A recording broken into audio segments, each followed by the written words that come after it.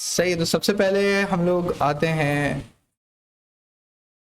अपनी फाइल्स में। तो डेटा CSS, अच्छा हमारे पास वो सारी फाइल्स भी बनी हुई हैं तो इश्यूज नहीं है।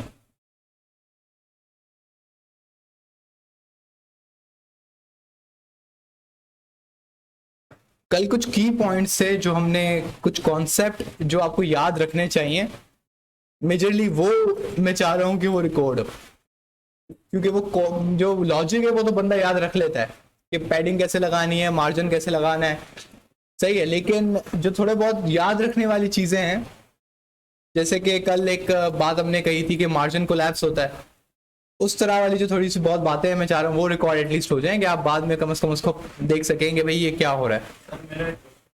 बोले सर अगर हम एक डिप बना के उसमें बॉक्स 1 डिप कर दें और बॉक्स 2 भी डिप कर दें, हाँ तभी मार्जिन कोलैप्स होगा। हाँ बिल्कुल होगा। मेन डिप पर मेन डिप पर नहीं होगा, जो अंदर जो दो छोटे वाले आपने बनाए ना, अगर आप उनको मार्जिन देते हैं ना तो उनके बीच में होगा, वो दो एडजेसेंट बॉक्सेस के बीच में होता है।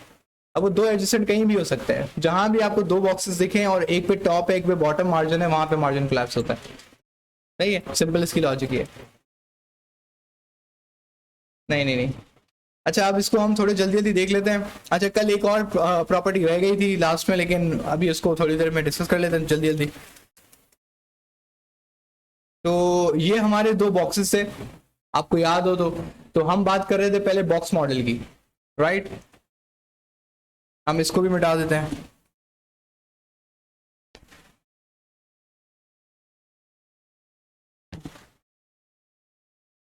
सही। तो सबसे पहले हमने ये देखा कि एक जो बॉक्स होता है, अगर जब हम कहते हैं कि उसकी हाइट सेट करो या उसकी विड्थ सेट करो, तो बेसिकली हम उसको क्या सेट कर रहे होते हैं, उसके कंटेंट की हाइट या विड्थ।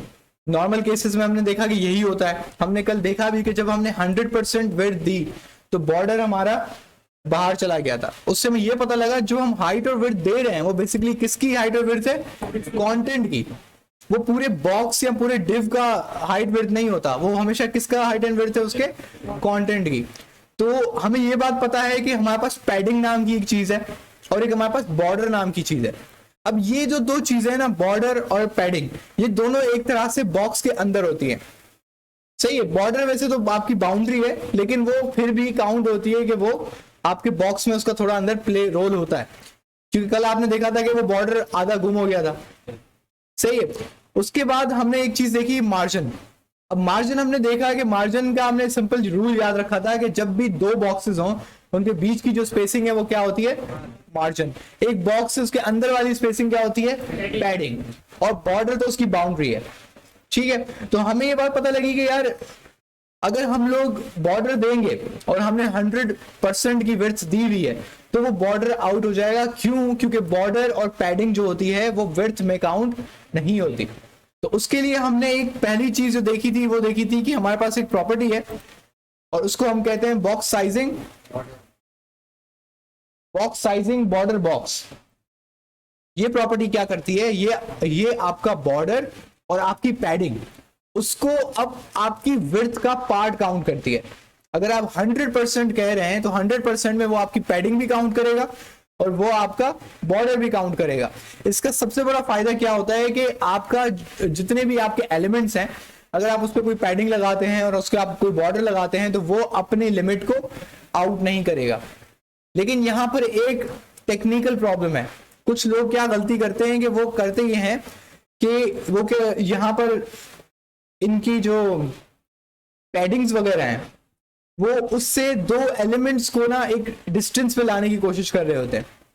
सही है, वो कोशिश करते हैं कि हम पैडिंग ज्यादा कर देंगे तो ये वाला जो एलिमेंट है थोड़ा बड़ा हो जाएगा, तो ये वाला अगले एलिमेंट को ऑटोमेटिकली थोड़ा दूर ले जाएगा। लेकिन वो वहां पे ये चीज भूल जाते हैं कि उन्होंने क्या लगाया हुआ है, बॉर्डर बॉक्स आपकी प्रॉपर्टी लगाई हुई है। तो उससे होता यह है कि बाहर कोई इफेक्ट नहीं आता। अगर आपकी 50% विड्थ सेट है तो आप पैडिंग जितना दे दें वो क्या करता है कि वो उसका कंटेंट श्रिंक करता रहता है और बाकी साइड में पैडिंग लगाता रहता है, लेकिन वो उसकी विड्थ नहीं बढ़ाता। नॉर्मली अगर आप देखेंगे ना तो जब आप बॉर्डर बॉक्स साइजिंग नहीं देंगे और उसको आप उसको बढ़ाएंगे कि इसकी पैडिंग देंगे तो उसकी विड्थ ऑटोमेटिकली बढ़ जाती है।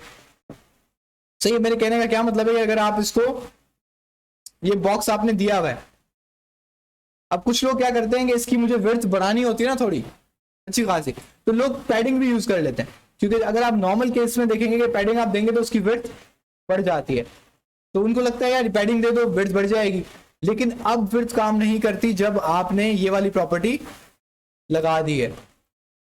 आप जितनी पैडिंग बढ़ाते रहोगे वो उसका कंटेंट छोटा करता रहेगा, लेकिन वो बाहर कोई इफेक्ट नहीं देगा, उसकी विड्थ जितनी है उतनी रहेगी। पहली हमने बात ये की।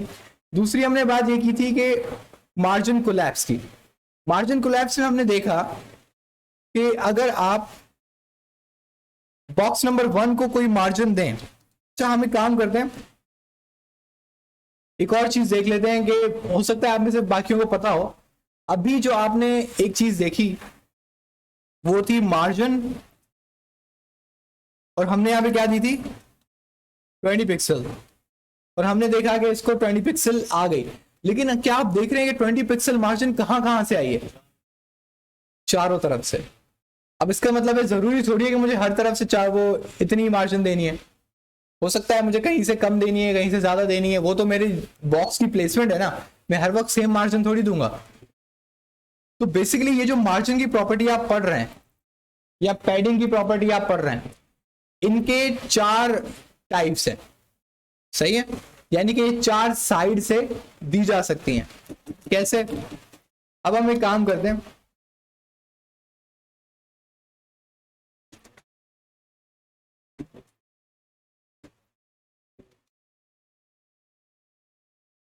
अब देखिए क्या हुआ है, टॉप और बॉटम से कोई मार्जिन नहीं आया, लेकिन राइट और लेफ्ट से मार्जिन आया, सही है।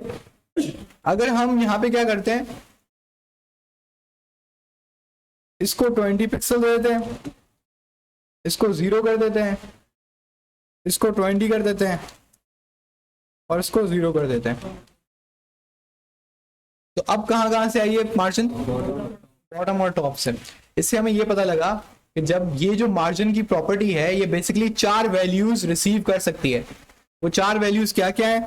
सबसे पहले आता है टॉप, उसके बाद आता है राइट, उसके बाद आता है बॉटम, उसके बाद आता है लेफ्ट। अब ये कैसे याद रखे बंदा? ये क्लॉकवाइज डायरेक्शन है, जिस तरीके से घड़ी घूमती है ना, ये बिल्कुल वही डायरेक्शन है कि सबसे पहले घड़ी की सुई कहाँ है? टॉप पर है, फिर वो कहाँ 3 बजे कहाँ आएगी? राइट पे, फिर वो 6 बजे कब आएगी? बॉटम, फिर वो 9 बजे आएगी लेफ्ट, और फिर वो वापस टॉप। तो यहां पर आप देख रहे हैं कि टॉप, राइट, बॉटम, लेफ्ट। तो अगर आपको अलग अलग देनी है मार्जिन, आपको चारों साइड्स में एक जैसी नहीं देनी, तो आप क्या इस्तेमाल कर सकते हैं? ये वाला तरीका। अब इसका एक और तरीका है, मैं इसको देता हूं 20 पिक्सल्स एंड 0 पिक्सल्स। अब मैंने कितनी वैल्यू दी है? 2। अब कहां लगी? टॉप और बॉटम, और लेफ्ट और राइट पे 0। अब हम क्या करते हैं कि इसको 20 कर लेते हैं और इसको 0 कर लेते हैं। अब कहां लगी? Left right. इसका मतलब क्या है कि जब आप 2 वैल्यूज देंगे, तो 4 वैल्यूज जब थी तो पहली वैल्यू किस चीज की थी? टॉप की। तो जब आप 2 वैल्यूज देंगे ना, तो वो समझ जाएगा कि ये मुझे किस किस को देनी है? टॉप और बॉटम। और ये किसको देनी है? राइट और लेफ्ट। समझ रहे हैं? ये आपके कुछ तरीके हैं मार्जिन देने के। इसके अलावा अगर आपको ज्यादा परेशानी हो रही है, आपको याद नहीं बैठ रहा कि भाई मार्जिन टॉप कौन सा वाला था, बॉटम कौन सा वाला था, इसके लिए भी सहूलत मैसर है। आप यहाँ पे डैश दें, आपके पास margin top, margin bottom, margin left और मार्जिन राइट की आपके पास वैल्यूज हैं, ठीक है। अब आप मार्जिन टॉप दें 50 पिक्सल्स, तो मार्जिन टॉप आया 50 पिक्सल्स। इसके बाद मैंने इसको कहा मार्जिन लेफ्ट, इसको दे दो 20 पिक्सल्स, तो उसने कहां से दे दिया? लेफ्ट से। अच्छा, यहां पर एक बच्चे ने माइनस मार्जिन इस्तेमाल किया था, कौन सा था वो? अब यहां पर आप जितनी भी आप वैल्यूज दे रहे हैं वो दे रहे हैं पॉजिटिव। ये बात आपको पता है ना कि कोई नंबर लिखा हुआ होता है तो उसका साइन कौन सा होता है? प्लस होता है। अगर लिखा हुआ है 20, 50, 100 कुछ भी नंबर लिखा हुआ है तो उसके साथ कौन सा साइन है, प्लस, वो बाय डिफॉल्ट होता है। सही है, मैथमेटिक्स का रूल है, सीएसएस का रूल नहीं है। सही है, तो नंबर लाइन सबने पढ़ी है, number line I think class 3 में पढ़ाई जाती है। नंबर लाइन होती है, उसके बीच में 0 होता है।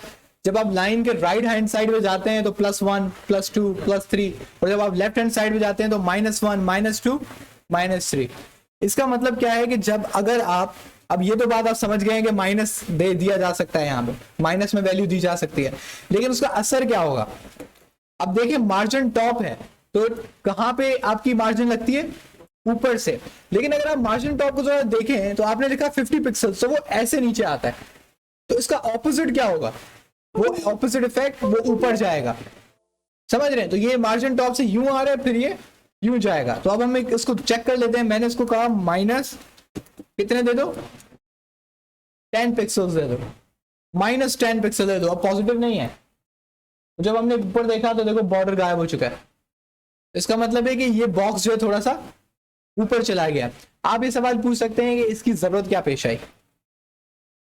सही है, इसकी जरूरत क्या पेश आई। एक तो ये है कि कुछ कंपोनेंट्स आप बनाते हैं लेकिन किसी भी वजह से उसको आप अपनी स्क्रीन की साइड से दूर कर देते हैं। जैसे कि अगर हम इसको देखें ना, इसको हम दे देते हैं 1000 px, बॉक्स ही गायब। अब वो बॉक्स है लेकिन अभी आपको दिख नहीं रहा है क्योंकि वो स्क्रीन के ऊपर है। अब कंप्यूटर को पता है कि ऊपर है लेकिन आपको वो दिख नहीं रहा। सही है, तो इस तरह के तरीके कब इस्तेमाल होते हैं और कैसे होते हैं, ये इसके एक और यूज है। एक आप आगे चल के एक पोजीशन प्रॉपर्टी पढ़ेंगे, उसमें होता है कि एब्सोल्यूट, एब्सोल्यूट की कुछ खास चीजें हैं जो आप उसको संभालने के लिए हमें माइनस की जरूरत पड़ती है। अगर आपका माइनस नहीं होगा तो आपका काम नहीं बनेगा।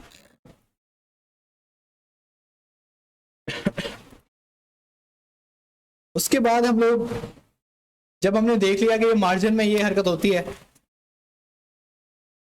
तो यही सेम हरकत पैडिंग में भी है।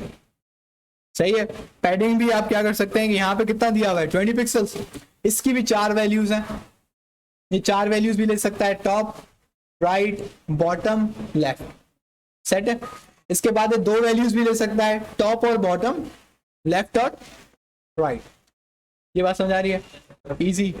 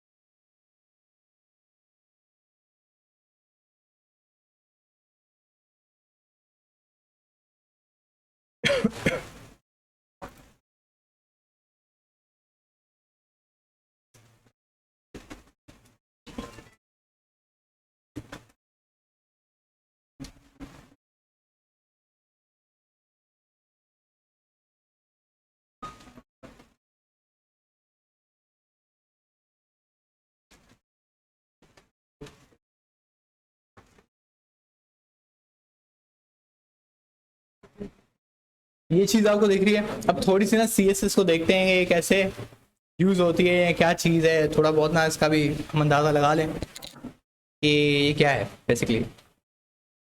सही है, और सीएसएस जब भी हम करते हैं बेसिकली, ये मुझे यहाँ नहीं करना चाहिए।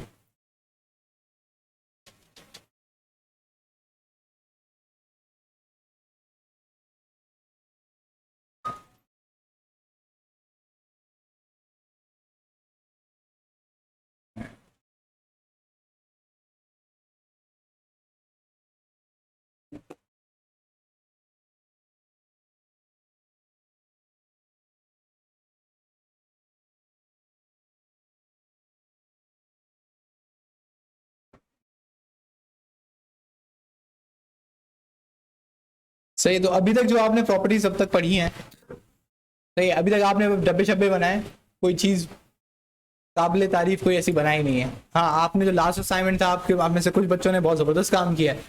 सही, कुछ बच्चों ने एब्सोल्यूट तक ले गए हैं। सही, किसी लोगों ने रिबन बना लिए बॉर्डर के थ्रू। एक डिव बनाया, डिव का बॉर्डर दे दिया, फिर उसको रोटेट कर दिया। ठीक है, अभी रोटेट करने वाली प्रॉपर्टी हमने क्लास में नहीं पढ़ी, लेकिन उन बच्चों ने इंटरनेट से देख के बना ली। ठीक है, तो कुछ बच्चों ने काफ़ी अच्छा काम किया है, कुछ बच्चों ने जो रिक्वायरमेंट थी उसको पूरा किया है, और कुछ बच्चों ने अल्हम्दुलिल्लाह दिया ही नहीं है। लेकिन जिन्होंने मेहनत की है, अब जैसे एक बच्चे ने पोजीशन एब्सोल्यूट लगाया था और तकरीबन वो जो पूरा उस बुक का पेज था ना, उसको डिट्टो कॉपी छाप दिया था, मतलब एग्जैक्ट जो चीज़ वहाँ पे थी उसने बिल्कुल वही CSS में बना ली थी।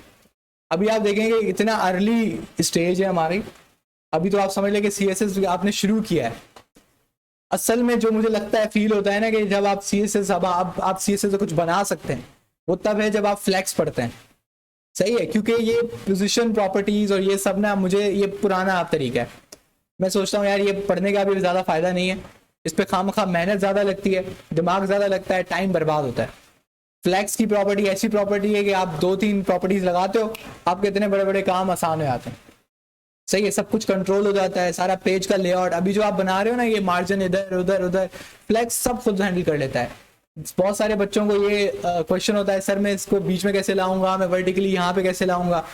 मैं बता रहा हूँ फ्लेक्स की प्रॉपर्टी ऐसी ताकतवर प्रॉपर्टी है कि आपको इस चीज़ की टेंशन लेने की जरूरत ही नहीं होती कि मुझे इसको यहाँ पे रखना है, इसको वहाँ पे रखना है। अब मेरी खुद की भी आदत वहीं पर है, इवन अब मैं ज़्यादातर ये चीज़ें भूल ही गया हूँ कि हम लोग क्लियर फ्लोट करते थे, फ्लोट राइट लेफ्ट करते थे, क्योंकि अब यूज़ ही वो फ्लेक्स होती है। मैं खुद भी इवन एक चीज़ को मुझे इमेज को भी बीच में लाना होता है ना, मैं उसमें पोजीशन ये डिस्प्ले प्रॉपर्टी फ्लेक्स लगा के जस्टिफाई कंटेंट सेंटर कर देता हूँ, बीच में आ जाता है। अब उसका फायदा क्या है कि वो हाईली रिस्पॉन्सिव है, मुझे कोई टेंशन लेने की जरूरत नहीं है कि मेरी वो प्रॉपर्टी के साथ क्या होगा जब ये रिस्पॉन्सिव डिजाइन बनेगा या कुछ होगा, क्योंकि फ्लेक्स हैंडल कर लेता है, मार्जिन पैडिंग सब कुछ। तो इस तरीके से एवेल्युएशन जो एवेल्युएट होती है एक आपकी लैंग्वेज के, पहले एक प्रॉपर्टीज थी, सही है, वो कदरे मुश्किल थी, उसके बाद अब कुछ आसान प्रॉपर्टीज आ गई हैं। अब फ्लैक्स के बाद भी उन्होंने अब एक इंट्रोड्यूस करवाई हुई है ग्रिड। ग्रिड अभी इतनी पॉपुलर नहीं है, लेकिन मैं पढ़ा देता हूँ यहाँ पर बच्चों को कि भाई इतनी कोई मुश्किल बात भी नहीं है। लेकिन ग्रिड से ज़्यादा मुझे फिर भी फ्लैक्स ज़्यादा ईजी लगती है, क्योंकि वो कंट्रोलेबल ज़्यादा है। ग्रिड आप एक दफ़ा बना लेते हो ना, तो आपको ग्रिड को मैनेज करना मुश्किल हो जाता है। लेकिन फ्लैक्स ऐसी चीज़ है कि आप बॉक्स बनाए, आप 10 बॉक्स बनाए, आप फ्लैक्स से उसको हैंडल कर सकते हैं बहुत ईजिली। नेविगेशन बार्स वगैरह अब हम जो बनाते हैं वो फ्लैक्स के थ्रू ही बना रहे होते हैं। सही है, तो फिलहाल इसको हम देख लेते हैं कि CSS में आप जो काम करते हो ना, आप उसका स्टार्ट लेते हो अपने यूज से कि आपको चाहिए क्या। सही, अब सबसे पहले हमने यहाँ पे कुछ लफ्ज लिखे हैं। इसका सबसे पहले मैं कहता हूँ कि ये जो अंडरलाइन है ना, मुझे ये मजा नहीं दे रहा।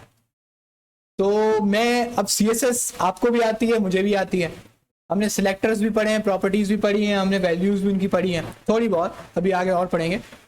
लेकिन अब मैं बोल रहा हूँ मुझे अंडरलाइन मिटानी है। नॉर्मली हम जब एक डिव बनाते हैं तो उसकी क्लास क्या देते हैं, कंटेनर। ये स्टैंडर्ड है, ये मैं आपको बताऊंगा अभी आगे चल के कि कंटेनर होता है। सबसे पहले बेसिकली होता है सेक्शन। सेक्शन हो गया, इसकी आईडी हम दे देते हैं, आईडी दे दी मैंने, इसको फर्स्ट करें दे दी नेव बार। ठीक है, तो हम लोग स्टैंडर्ड वे में क्या करते हैं, सेक्शन के अंदर ये पेस्ट करते हैं हमारा कंटेनर, और कंटेनर के अंदर क्या होता है, कंटेंट। अब जब हम, हालांकि मुझे अब इन ए के टैग्स पे कोई चीज लगानी है, सही है, कोई प्रॉपर्टी लगानी है, तो मैं क्या करूंगा, मैं लिखूंगा आपका नेव बार, उसके बाद क्या है आपका कंटेनर क्लास है, वैसे आईडी होनी चाहिए लेकिन चलो कंटेनर, और उसके बाद क्या है ए का टैग। अब देखिए ये किस नेव बार का कंटेनर है, ओ सॉरी ये कंटेनर किस सेक्शन का है, नेव बार का। अब यही आप जो सीक्वेंस है ना, ये आप हर सेक्शन में फॉलो करते हैं। तो अब हर सेक्शन में जब डिव का क्लास कंटेनर होगी, तो इस डिव के कंटेनर में दूसरे डिव के कंटेनर में हम फर्क कैसे करेंगे, उसका पहले सेक्शन बता के, समझ रहे। तो जब आपको ये ढूंढना होता है ना कि यार अब बहुत ज्यादा आपने CSS लिख ली है, अब आपने देखना है यार मुझे नेव बार का जो कंटेनर है इसकी ये चीज बदलनी है, तो आप सर्च क्या करते हो, सबसे पहले उस सेक्शन का नाम, और आपको CSS ठक करके वहां पे पहुंचा देता है जहां पे सेक्शन की प्रॉपर्टीज लिखी हुई है। तो इससे आपका जो काम है, डेवलपमेंट है, वो भी आसान हो जाती है और काम ऑर्गेनाइज हो जाता है। सही है। तो हमने एक टैग पे कौन सी प्रॉपर्टी पहले लगाएंगे?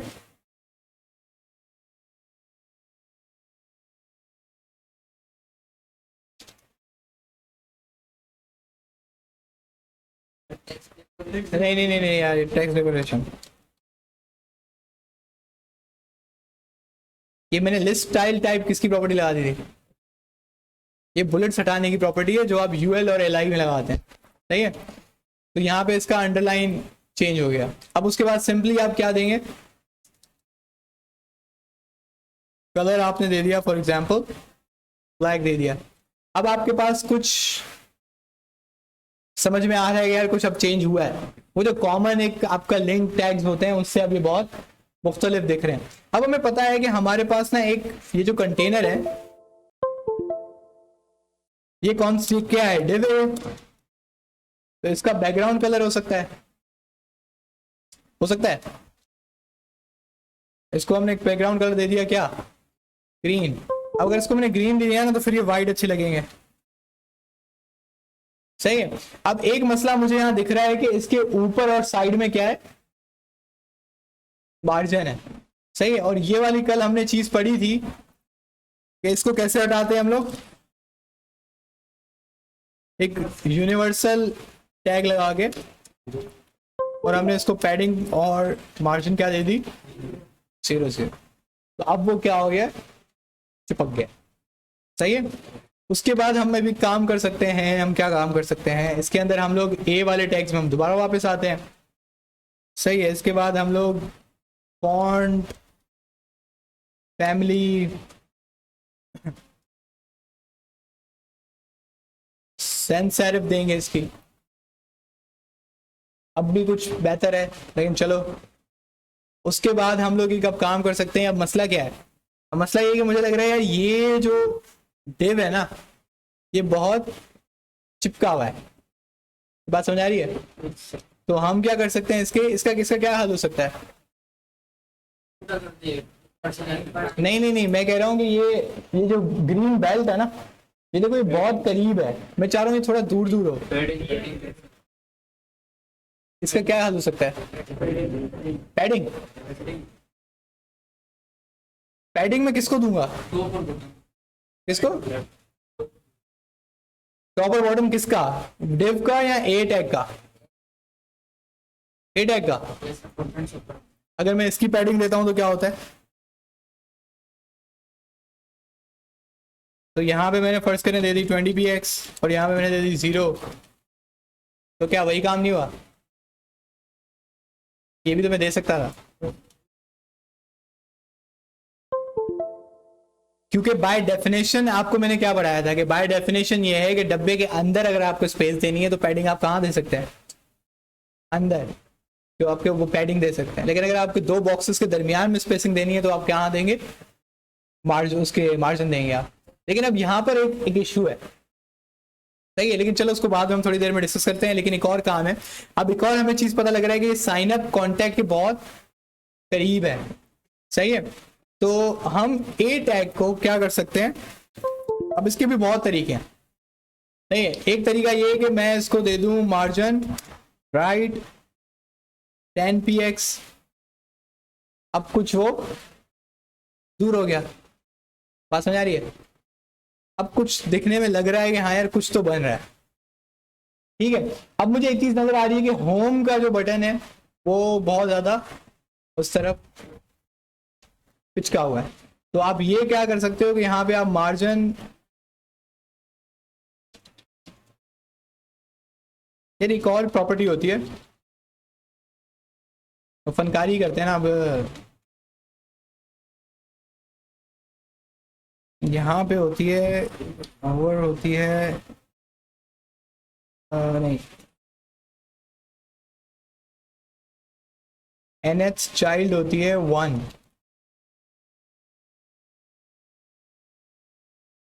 सही है। इसको मैं देता हूं मार्जिन लेफ्ट 20px।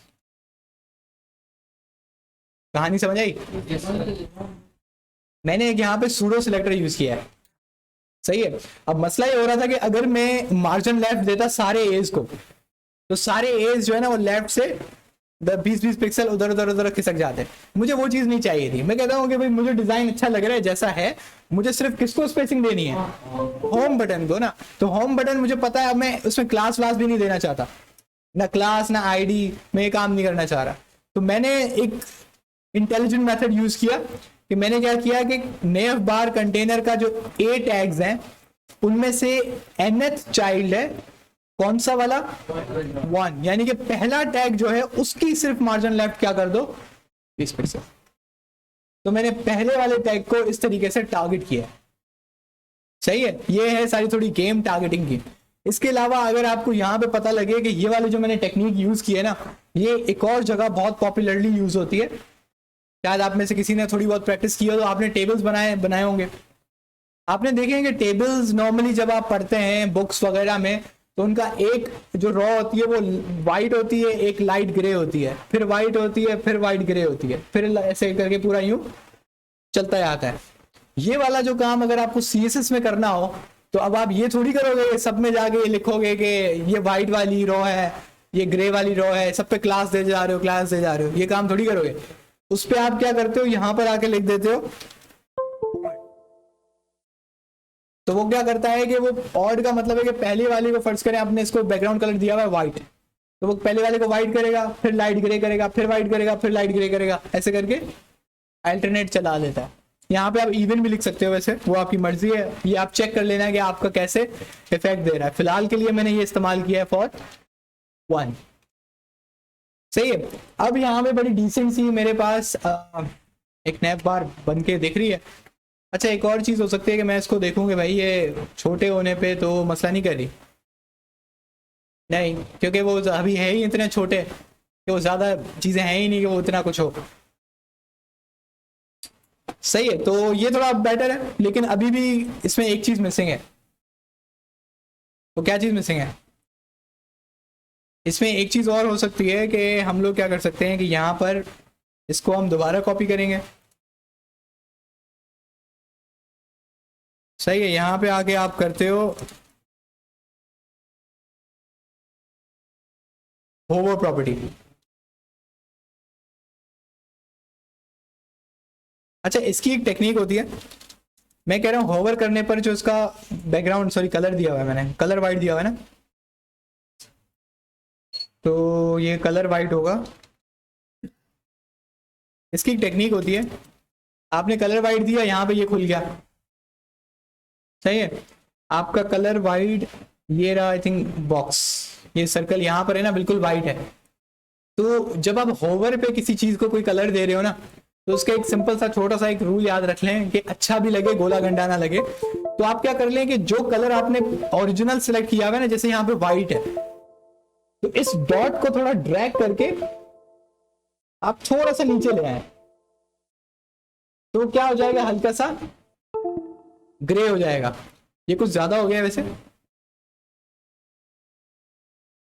थोड़ा लाइट कर लें इसको, सही है। तो ये हल्का सा ग्रे। अब फर्ज करें ये ब्लू होता ना, ब्लू होता, मैं इसको थोड़ा सा हल्का सा डार्क ब्लू ले आता। अगर ये हल्का सा ग्रीन होता, मैं इसको लाइट ग्रीन ले आता। ये लाइट ब्लू कलर होता, मैं इसको थोड़ा सा डार्क ब्लू की तरफ खींच के ले आता। इसको जरा देखते हैं कि इसका इफेक्ट क्या आया। कि जब अब हम यहाँ पे रख रहे हैं तो इस तरह से इफेक्ट आ रहा है। अब ये क्योंकि सेम कलर का थोड़ा डार्क शेड है, तो ये आउट ऑफ द वे नहीं दिखता, ये गोला गंडा नहीं दिखता। ये लगता है कि बिल्कुल ना स्मूथ ट्रांजिशन हो रही है, कि पहले ये कलर था फिर ये कलर था, आंखों में चुभता नहीं है। अगर आप क्या करते हैं कि मैंने लोगों को नॉर्मली करते हुए देखा है कि वो कलर होवर पे क्या लगा देते हैं, अब जब आप यूं करते हैं तो अचानक से ना एक बिल्कुल out of the way colour आ जाता है। ये गलत प्रैक्टिस है, आपको कलर कॉम्बिनेशन का बड़ा ख्याल रखना चाहिए। दूसरी वाली बात है कि गोला गंडा तो बिल्कुल नहीं पसंद है मुझे। उसका एक अच्छा तरीका क्या होता है कि आप गूगल पे जाएं, आप लिखें कलर पैलेट। कलर पैलेट में आपके पास बहुत ज़्यादा वेबसाइट्स आ जाती हैं। इसमें पहली वेबसाइट अगर आप देखें तो पहली वेबसाइट जब आप खोलेंगे तो आपके पास ना इस तरह के जो घरों में जब कलर हो रहा होता है तो आपके पास एक पेपर मिलता है, उस तरह की ये कार्ड्स आपको दिख जाते हैं। अब ये कार्ड्स आपको क्या बता रहे हैं? ये कार्ड्स आपको ये बता रहे हैं कि भाई आप ये कलर्स अपनी वेबसाइट में एज ए स्कीम यूज कर सकते हो, इसको हम कलर स्कीमिंग कहते हैं। सही है। जैसे कि फर्ज करें कि अगर मैंने नेव बार का बैकग्राउंड ये वाला कलर रखा हुआ था ना, तो उसके होवर पे मुझे क्या रखना चाहिए? ये सबसे लाइट वाला। समझ रहे हैं? क्योंकि ये किसने ये डिसाइड किया हुआ है? ये जो आप डिजाइनर्स हैं जो ये काम करते हैं, ये उनके बनाए हुए कलर पैलेट्स हैं कि कौन सा कलर किस कलर्स के साथ मैच करता है। जैसे अगर आप देखें तो ये बहुत पॉपुलर पैलेट है, ये ब्लू, लाइट ब्लू, हल्का सा ये पता नहीं कौन सा कलर है, ये जो पैलेट है ये बहुत पॉपुलर पैलेट है, ये आपको बहुत ज्यादा दिखेगा। उसके अलावा ये बहुत पॉपुलर पैलेट है, ये गूगल के बहुत ज्यादा प्रोडक्ट्स में यूज होता है। अगर आप देखेंगे तो गूगल के ज्यादातर जो आपके प्रोडक्ट्स होते हैं उसमें ये बटन जो होता है ना वो इस कलर का होता है। सही है। ये सारे पैलेट्स आपके पास हैं। अब आप इस एक पैलेट को चूज करते हो और पूरी वेबसाइट में फर्ज करेंगे सिर्फ ये 4 कलर ही यूज करते हो। इन 4 कलर के अलावा दूसरा कलर व्हाइट हो सकता है, लेकिन उसके अलावा आप कोई और कलर इस्तेमाल नहीं करते। और ब्लैक तो लाजमी बात है, टेक्स्ट में यूज होता ही रहता है, लेकिन सिर्फ टेक्स्ट। तो इससे क्या होता है कि आपकी वेबसाइट में ना एक प्रोफेशनलिज्म आता है। आपकी वेबसाइट को देख के लगता है कि यार इस बंदे ने गोला गंडा नहीं किया है और कलर कॉन्ट्रास्ट को संभाल के रखा है। अगर आपको और आपको थोड़ा बहुत आइडिया लेना है तो एक बहुत अच्छी वेबसाइट है जिसको हम कहते हैं कलर लिब नाम की वेबसाइट है। इस कलर लिब वेबसाइट पे अगर आप जाएंगे तो आपके पास बहुत ज्यादा वेबसाइट्स की ना थीम्स आपको मिलती हैं। सही है। आप नीचे आप देखते जाएं। इसके अलावा फर्स्ट करें मैंने एक चूज कर ली। इसकी खास बात यह है कि यहां पर आपको डेमो दिखता है।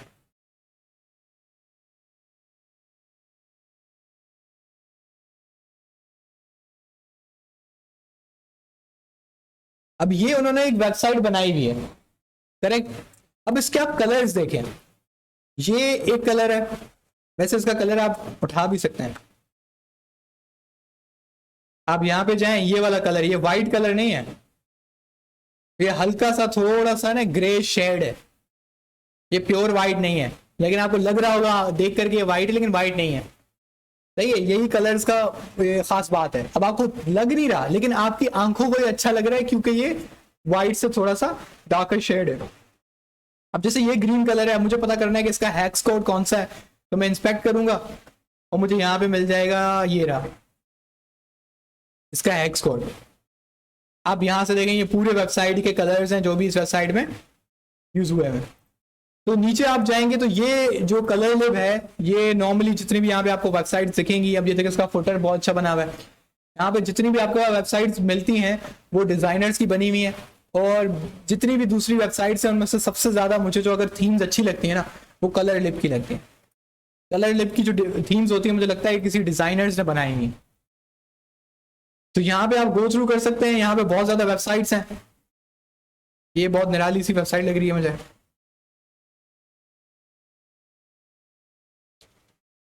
अब इन्होंने कार्ड्स वगैरह बनाए हुए हैं। बहुत सिंपल सी वेबसाइट है, ज्यादा कुछ भी नहीं है। एक बैकग्राउंड कलर वो इमेज है, एक नेविगेशन बार है। अब देखिए नेविगेशन बार भी इन्होंने हमसे ज्यादा कोई अलग नहीं बनाई है। सिर्फ उनका और हमारे में डिफरेंस क्या है कि इनका फॉन्ट अलग है और इनका कलर कॉम्बिनेशन अलग है, और यहाँ पे हल्का सा शेडो दिया हुआ है। आपको दिख रहा है? ये जो 3D इफेक्ट आता है ना वो बेसिकली शेडो होता है और कुछ भी नहीं होता। इवन यहाँ पे शेडो के लिए भी ना आपके पास वेबसाइट मिल जाती हैं।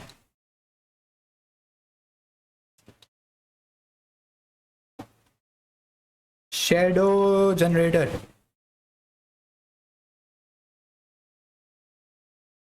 अभी आपके पास वेबसाइट है, ये आपका बॉक्स है। सही है। और यहां पर आपसे पूछ रहा है कि भाई मैं हॉरिजॉन्टल कितना इसमें शेडो दूं। सही है। इसमें मैं वर्टिकल कितना शेडो दूं, ठीक है। ब्लर कितना हो, सही है। स्प्रेड रेडियस कितना हो, उसके बाद शेडो कलर क्या हो। सही है, आपने ये सब कर लिया।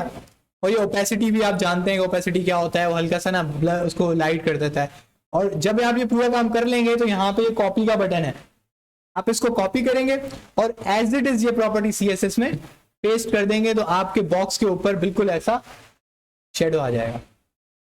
समझ रहे हैं, ये इतना आसान काम। तो आपका कार्ड हो या आपका नेविगेशन बार हो, उसके नीचे देना हो शेडो, तो आप यहां से दे सकते हैं। जो भी कार्ड्स के पीछे 3D इफेक्ट आता है वो किसकी वजह से होता है, शेडो की वजह से होता है। वो हल्का सा शेडो होता है, उसकी वजह से आपको लगता है कि कार्ड ना बिल्कुल ऐसा लग रहा है कि स्क्रीन से बाहर निकला हुआ है।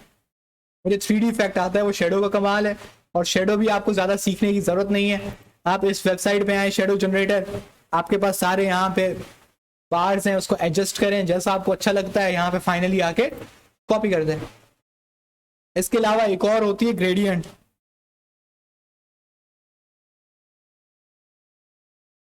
CSS ग्रेडियंट जनरेटर,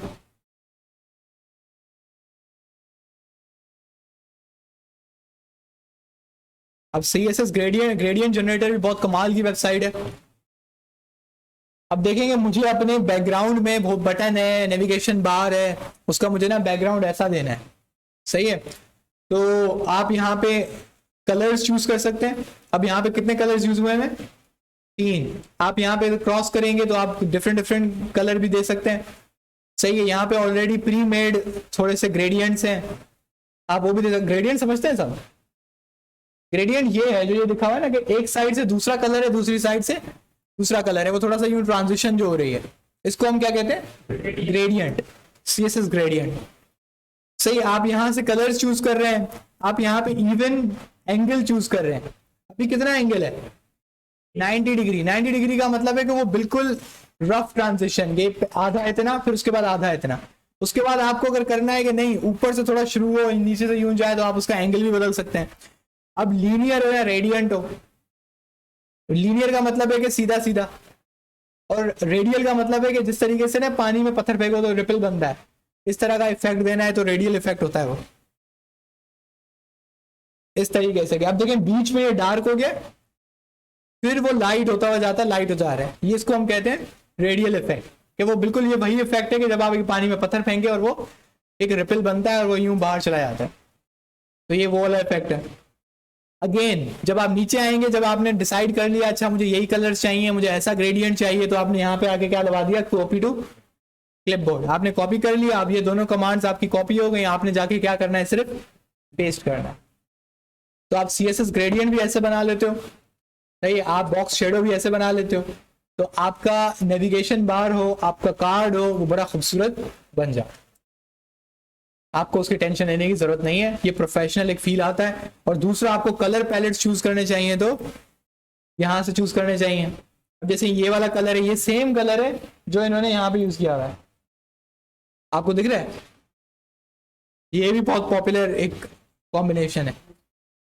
आपके बटन्स इस कलर के होते हैं, आपका नेविगेशन बार इस कलर का होता है, बैकग्राउंड कलर जो हीरो इमेज है उसका ये कलर होता है, सही है, ये मैंने बहुत देखा है। और बिल्कुल ओपेसिटी के साथ किसी एक सेक्शन में ये होता है, फिर दूसरे सेक्शन में ये होता है, तो कलर ऐसा फील होता है कि एक सेक्शन आपका थोड़ा डार्क बैकग्राउंड, दूसरा सेक्शन आपका थोड़ा लाइट बैकग्राउंड, फिर थोड़ा डार्क बैकग्राउंड। तो वेबसाइट स्क्रॉल करते हुए ना मजा आता है, ऐसा फील नहीं होता कि सारी वेबसाइट एक ही कलर है।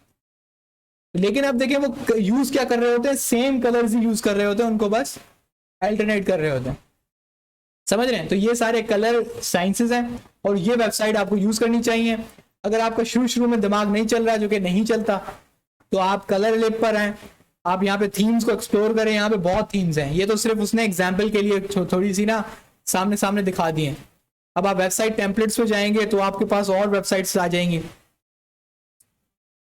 सही है, वेबसाइट ही वेबसाइट है। इवन अगर आप ऊपर लिख सकते हैं कि आपको किस नीश की वेबसाइट चाहिए, आपको एजुकेशनल वेबसाइट चाहिए, आपको ई कॉमर्स चाहिए, आपको बेबी प्रोडक्ट्स की वेबसाइट चाहिए, आपको फैशन की वेबसाइट चाहिए, सही है, आपको पोर्टफोलियो वेबसाइट चाहिए, लैंडिंग पेजेस चाहिए, टेक इंडस्ट्री की कोई वेबसाइट चाहिए, AI की वेबसाइट चाहिए, आप यहाँ पे सर्च करें, आपको उसकी डिजाइन एग्जांपल्स वो दिखा देगा, समझ रहे हैं। आपको कलर कॉम्बिनेशन दिखा देगा, आपको दिखाएगा आप नेट बार कैसे बना सकते हैं। अब जैसे कि आप यहाँ पर ये आई थिंक ये मैंने कहीं पे यूज किया है, मुझे याद आ रहा है मैंने कहीं पे यूज़ किया है।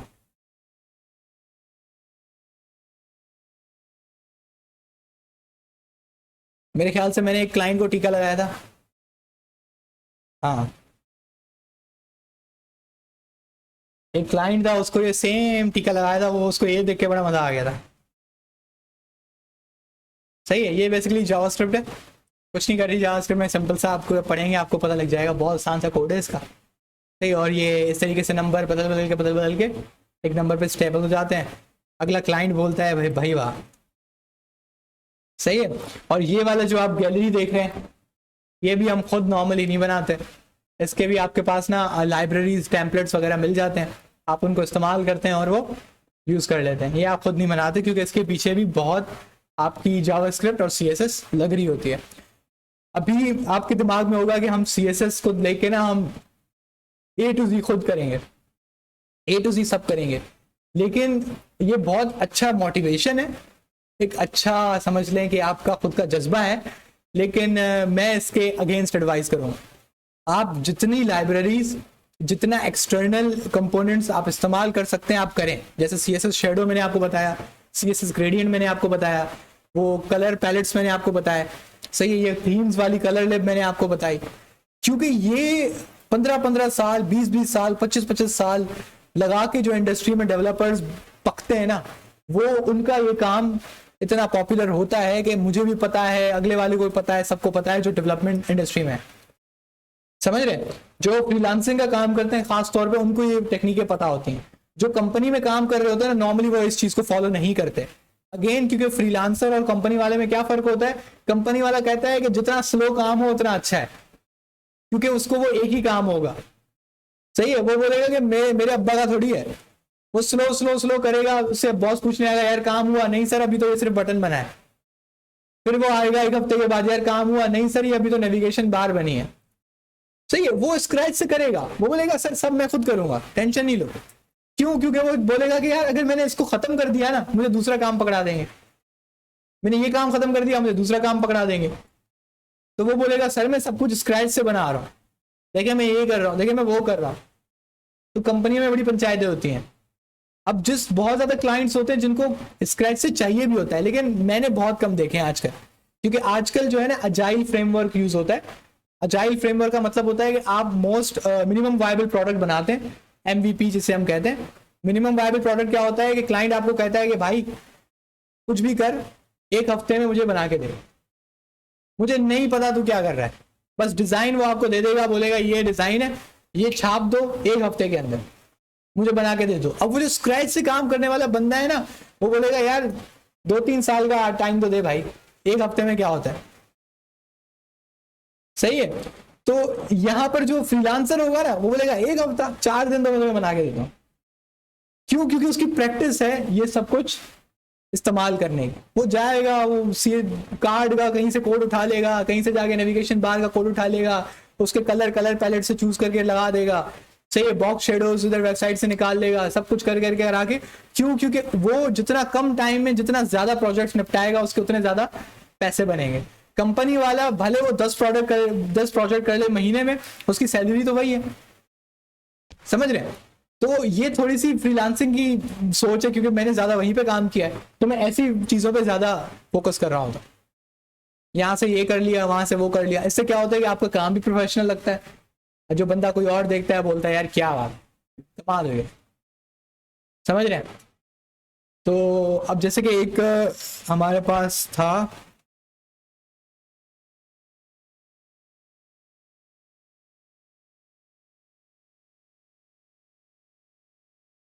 अब ये एक डैशबोर्ड था हमारा। सही है, अब मुझे इसका पासवर्ड भी नहीं याद है, वरना मैं आप लोगों को दिखा देता।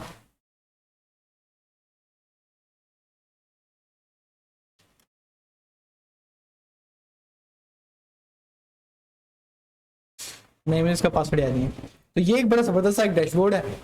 सही है, अंदर बेहतरीन इसके कार्ड्स वार्ड्स बने हुए हैं, बेहतरीन लग रहा है, VIP डैशबोर्ड है। अब जब इसको कोई देखता है ना, बोलता है यार क्या बनाया है, क्या बनाया है। अब लेकिन मुझे पता है कि मैंने साइड बार वहां से उठाया था, मैंने नेविगेशन बार यहाँ से उठाया था, कार्ड यहाँ से उठा लिया, ग्राफ वहां से उठा लिया। ये कर लिया, वो कर लिया, उसको सेट किया, उसके कलर्स चेंज किए, जैसा क्लाइंट ने बोला था उसको वैसा उसको थोड़ा सा इंक्लाइन किया और आगे दे दिया। अब ये वाला डैशबोर्ड अगर आपको कोई स्क्रैच से बनाने वाला बंदा आप किसको दोगे ना, वो बोलेगा भाई 1 साल का टाइम लगेगा, क्योंकि इसमें कॉम्प्लेक्सिटीज इतनी है। साइड बार यूं खुल जाए फिर वो छोटा हो जाए, सही है, कार्ड इस तरीके से बने, ग्राफ्स बने, कार्ड के अंदर ग्राफ बने, इस तरह के एनिमेशन हो, तो ये काम जल्दी नहीं होता। लेकिन हमारे पास जो क्लाइंट आया था वो बोल रहा था भाई टाइम नहीं है, पैसे तो मैं उतने ही दूंगा जितने तुम 5 दिन में भी कर लो, 2 दिन में भी कर लो या 1 महीने में भी कर लो, लेकिन मुझे जल्दी चाहिए। तो आप ये वाली टेक्निकें ज़्यादा लगा रहे होते हो, और इससे आपका शुरुआत में, क्योंकि आप बिल्कुल न्यू होते हैं, तो इसका आपका ज़्यादा जो प्रैक्टिस है वो यही होनी चाहिए कि इस तरह से जो प्रोफेशनल वेबसाइट्स हैं आप उनको ज़्यादा फॉलो करें। इंशाल्लाह जब CSS हम थोड़ा कवर कर लेंगे तो उसके बाद मैं आपको एक फ्रेमवर्क पढ़ाऊंगा, फ्रेमवर्क नहीं लाइब्रेरी है, बूटस्ट्रैप के नाम से। तो बूटस्ट्रैप लाइब्रेरी जो है, फिर तो आप बोलेंगे सर CSS पढ़ाई क्यों दी, नहीं वो इतनी मज़े की है, क्योंकि आप खुद देख रहे होंगे कि आपने ये किया पूरा नक्शा बदल दिया, वो किया पूरा नक्शा बदल दिया, सही है, और वो इतना ज़बरदस्त लगता है कि वो हमें खुद अच्छा लग रहा होता है, यार क्या बात है यार हमने काम किया, सही है। अभी जब आप CSS में काम कर रहे होते हो ना, तो आपको लग रहा होता है यार क्या बात है, अपने छोटे भाई को लाके दिखाओ कैसा लग रहा है, बोलेगा तो बकवास है, सही है। लेकिन जब बूटस्ट्रैप से कोई आप चीज़ बनाओगे ना, तो आप अपने छोटे भाई को बोलेगे हाँ कैसी हो, बोलेगा यार ये तो कमाल है, वो मानेगा ही नहीं आपने बनाई है, सही है, क्योंकि वो बूटस्ट्रैप थोड़ी चीज़ ऐसी है। तो वो भी इंशाल्लाह हम पढ़ेंगे। अच्छा हम इस पर वापस आते हैं। तो वैसे अगर आप देखें तो यहाँ पर आपने नेविगेशन बार बना लिया, अब वही वाली बात है कि आप इसमें जितनी फनकारियां डालते जाएंगे, आप इसमें सर्च बार डाल दिया, नहीं आपने इसमें और फनकारी कर दी, कुछ और कर दिया, वो तो जाहिर सी बात है, उस पर तो अनलिमिटेड चांसेस हैं, सही है। यहाँ पर अगर आप बहुत सारे, आई थिंक किसी ने कहा थोड़ी देर पहले कि आप इनपुट टाइप सर्च भी यहाँ लगा सकते थे, और इसमें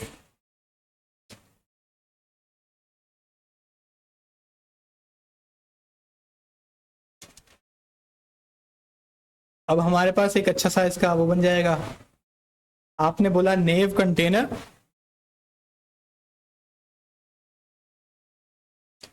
इनपुट, सही है।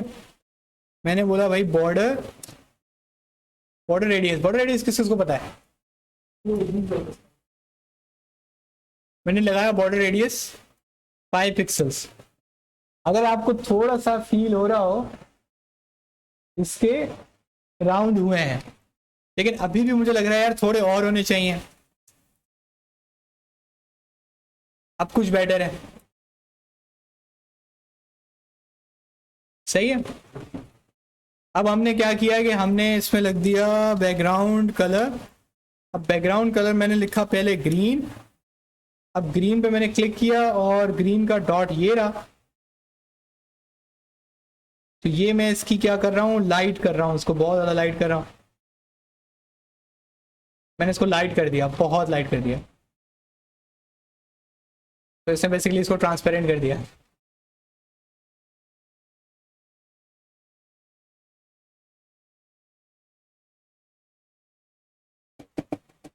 अच्छा वो क्योंकि वो बहुत ज़्यादा लाइट हो रहा है, ओपेसिटी है उसमें, तो वो बिल्कुल ही उसका कलर मज़ा नहीं दे रहा, लेकिन चलो उसको हम कर देते हैं लाइट ब्लूइश कलर कर देते हैं, लेकिन light blew out of the वे लग रहा है, इसको लाइट ग्रीन कर दें हम लोग, चलो कुछ है।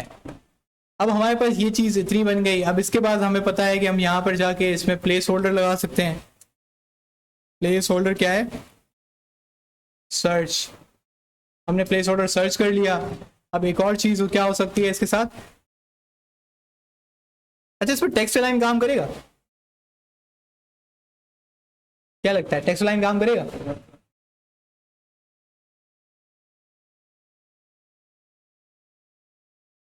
काम कर रहा है,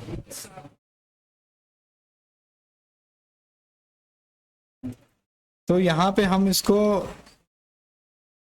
सेंड कर देते हैं।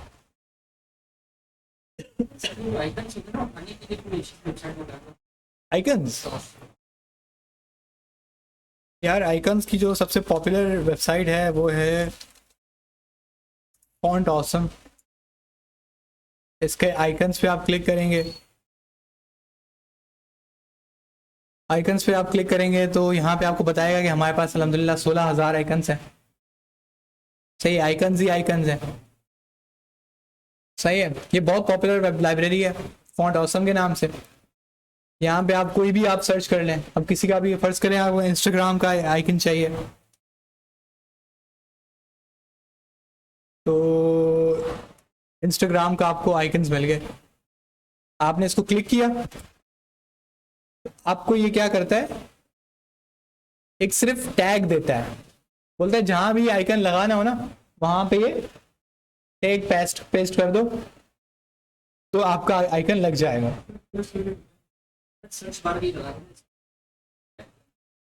हाँ, लेकिन अभी इसको थोड़ा स्लो स्लो लेके जाते, कॉम्प्लेक्सिटी नहीं बढ़ाते। इधर एक और चीज हमारे पास है जो अभी है। अच्छा, अगर मैं कहूँगा इसको थोड़ा सा हम लोग उधर ले जाएं, उस साइड पे ले जाएं, तो यहाँ पर आके इनपुट बॉक्स, इसमें हम क्या लगा सकते हैं, मार्जिन लेफ्ट। क्या मैं इसमें परसेंट लगा सकता हूँ?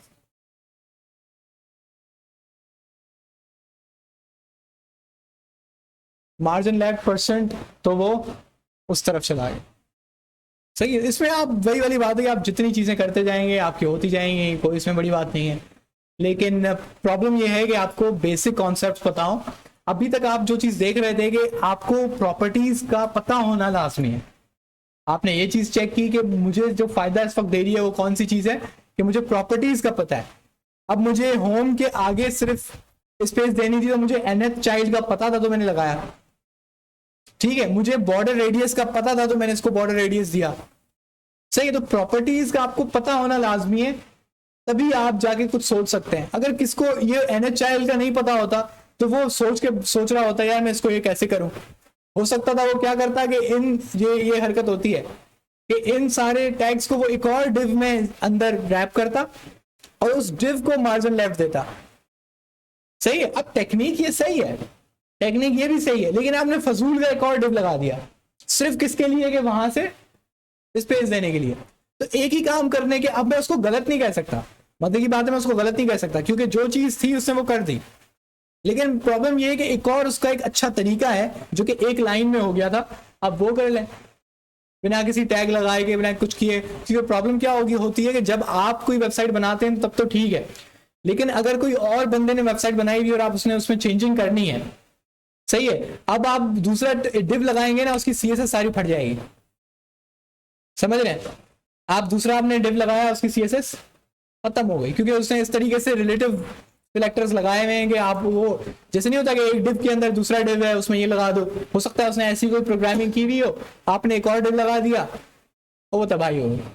तभी हम लोग सबसे ज्यादा कम कोशिश करते हैं कि हम लोग टैग्स में कम से कम रद्द बदल करें, ज्यादा से ज्यादा सीएसएस के थ्रू काम कर लें। लेकिन इनिशियल फेजेस में आप वही वाला रूल है कि जैसे चाहे बस काम कर दो, ठीक है।